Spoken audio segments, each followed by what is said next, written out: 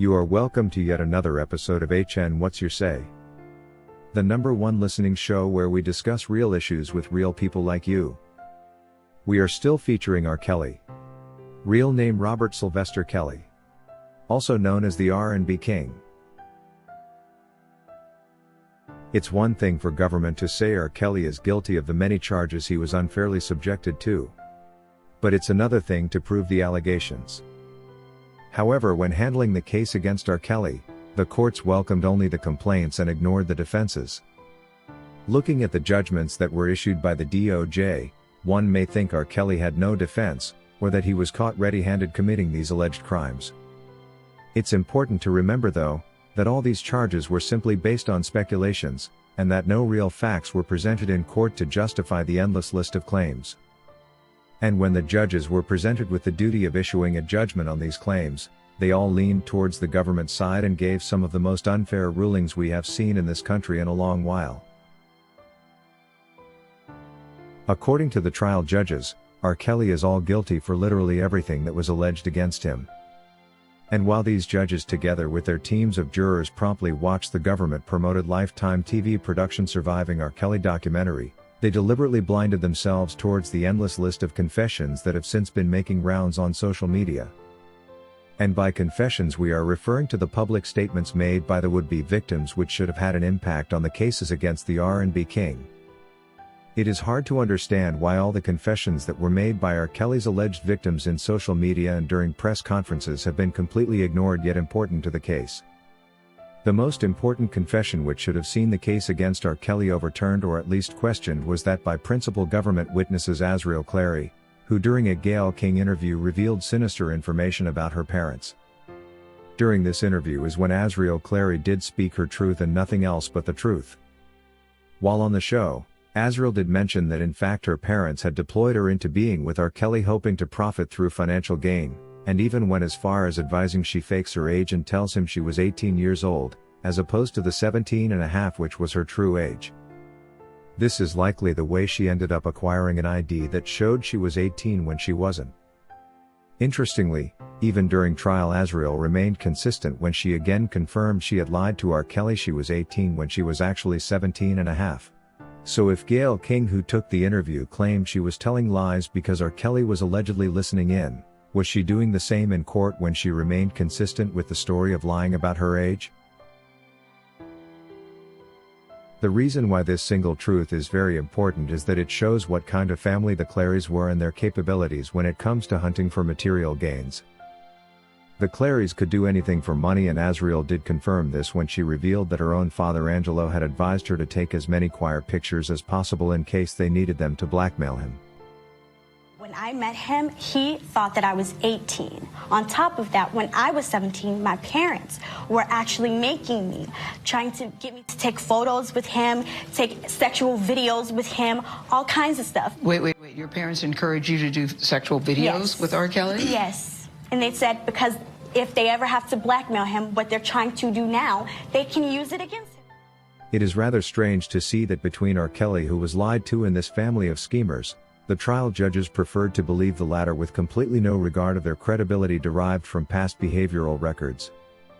If a woman is the kind that goes around telling lies to men about her age just because she is focused on material gains from them and her family is in support of such behavior, they are definitely the worst witnesses whose word anyone serious would not depend on when presented in court. Azriel Clary therefore should have been regarded a non-credible witness, and her words were never supposed to be taken as gospel truth by the Department of Justice. Her colleague Joycelyn Savage actually did confirm this when she too said her parents were always out for material gain, and even went as far as disappearing from home and shunning her parents even after R. Kelly was arrested and detained.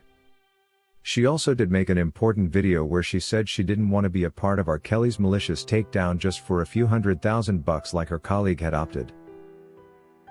I am not going to be a part of the assassination of R. Kelly's name, music career, and his character. Also important to remember is how Azriel Clary was actually whisked from the defense camp to turn her into a government witness.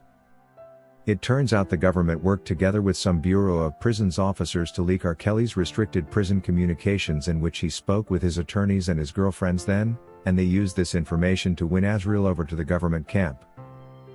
She then shifted from the voluntary truth she was supposed to say to lying on the R&B king. This is how the truth was lost and the lies began to prevail in the trial courts. The bigger question, however, remains how the trial judges managed to believe the government camp, who were capable of engaging in such illegal dealings that ended in witness tampering, ignoring all this to grant them a win over the R&B king. How could the courts even blind themselves to this rather important event that should have seen R. Kelly acquitted? If these had only been suspicions without facts, we would probably understand. But there is a whole FBI report confirming this, and still the courts preferred to ignore because they too wanted to see R. Kelly behind bars like the government they serve. According to Maxwell, I have never seen a case with so many reflags that have been adamantly ignored by the judges. First was the trial judges and now the Chicago appeal judges, who have also chosen to uphold the wrongful convictions and excessive sentencing beyond standard guidelines. Just how can the judges not see this, which even a person that didn't study law can see? There must be a bigger force influencing the justice system. They were all likely paid by Sony to keep R. Kelly in prison. Why can't we realize there is in fact a common feature in R. Kelly's case and those of many other black celebrities in the music industry? It looks like nobody fights Sony and gets away with it. According to Kelly Girl, there was no real jury, just stand-ins pretending to be a team.